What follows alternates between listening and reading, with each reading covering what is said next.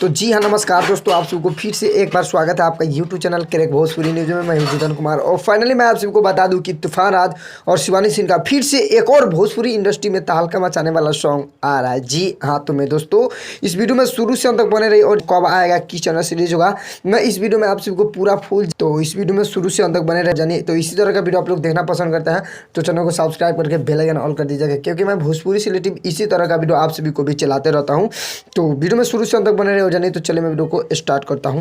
तो जी हाँ मेरे दोस्तों, मैं आप सभी को बता दूं कि तूफान राज और शिवानी सिंह का फिर से भोजपुरी इंडस्ट्री में एक बार और तहलका मचाने वाला सॉन्ग आ गया, जो कि थंबनेल देख के समझ ही गए होंगे कि कौन सा सॉन्ग आ रहा है। इस सॉन्ग को लिखे हुए हैं संजीव सनेही और जेपी तिवारी जी म्यूजिक दिए हैं। जी, जेपी तिवारी जी म्यूजिक दिए हैं, संजीव सनेही जी इस सॉन्ग को लिखे हुए हैं।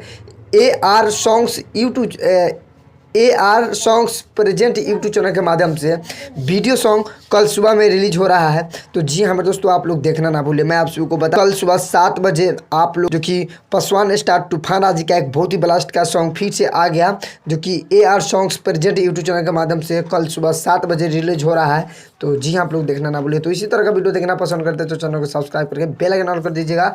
तो वीडियो पे समाप्त करता हूँ, तो मिलते हैं नेक्स्ट अपडेट के साथ।